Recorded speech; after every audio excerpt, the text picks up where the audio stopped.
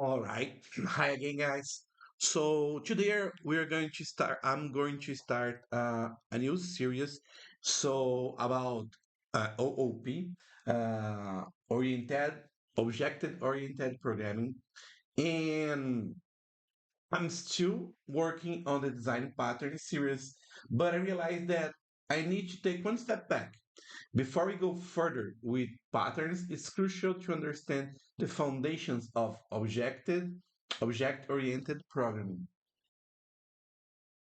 And this is pretty interesting. I think once I was talking with a friend of mine, and he said something that I got in. He said some people are working in a OOP language, but they are still working in a procedural code. And I say, but how is this possible? And he say, man, this is possible. And he say, I would like to create a course talking about that. And I say, well, man, I would like to see that. So they we need to check out like what is a common pain, like a standard pain. Is your code base full of static methods and DTOs being passed around everywhere? This has happened with you. It might be the time to revisit your OOP project. In this series, we will rebuild a coffee shop system using the four OOP pillars. And today we will start with the first one, encapsulation. So, first of all, what is object oriented programming? So, it's a programming paradigm based on concept of objects which are instances of classes that encapsulate both data and behavior. Each object holds its own states with fields or properties, expose behaviors via methods, interact with other objects to perform tasks. OOP relies on four main principles: encapsulations, that we are going to talk about that today, abstraction, inheritance, and polymorphisms.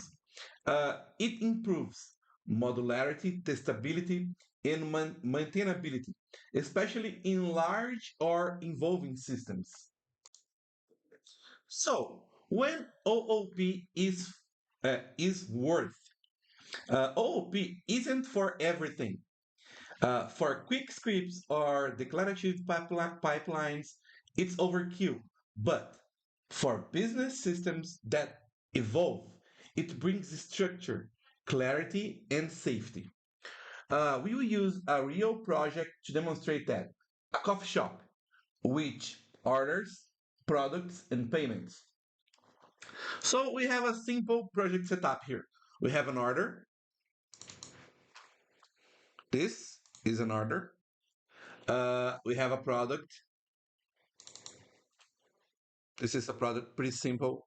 We have price, name, and we have this constructor, and we can do this with price, name, and price. And customer. The customer has only the name. And the order is when things happen. We have a list of items. Uh, this is a list of products, and when we are adding a product, we have some verification here, and then we can add the product, and we can have the total price or a product list. But we'll talk about that later. No need to deep dive yet. Just just this. So, what is encapsulation? Encapsulation is about hiding internal details and exposing only what is necessary. It prevents misuse, keeps objects valid, and improves testability. Look at this. If I present this today, this is just encapsulate sample.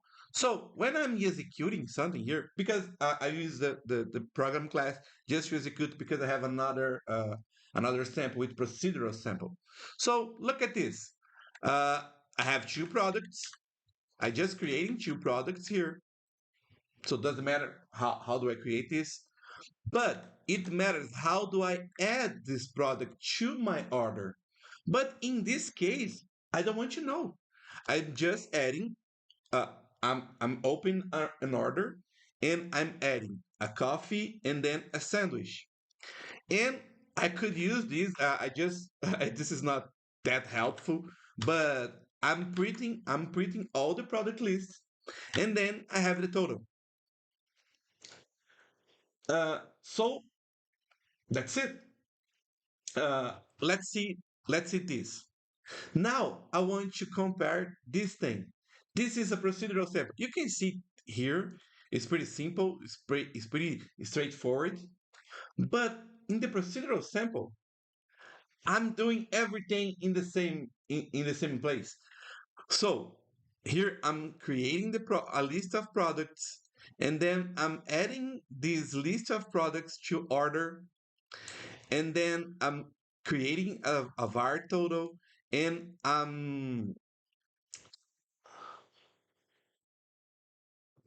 and then I'm iterating here for all the items inside the orders and summing the price. And I'm trying to listing all the items here. If you run this, let's go here to program, and I will not show this.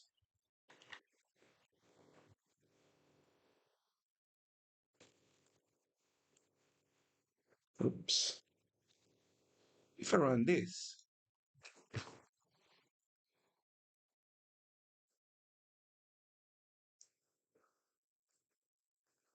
presenting encapsulation sample. So I have a coffee with this. Let's go back here. So when I'm presenting, I'm printing the product list. I'm having these two, and then I'm writing the total. That's it. And I can have the same result here.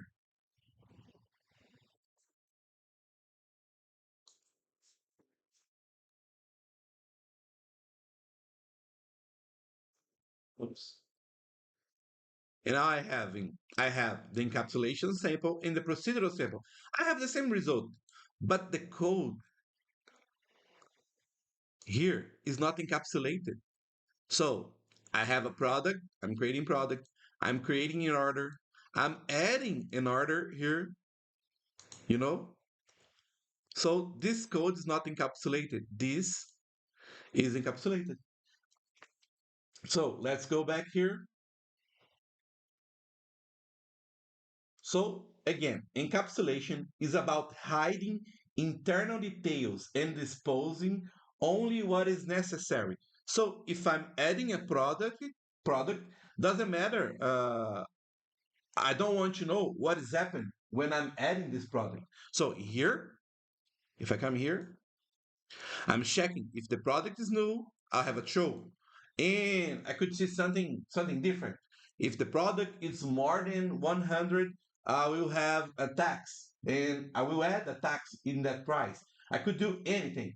So, but in this case, doesn't matter. I'm just adding a product. So, encapsulation is hiding internal details and exposing only what is necessary. This is just the first video. This is just the first video that I'm talking about OOP. We'll have another three pillars about that. So let let's get some comments and some likes. See you in the next video, guys.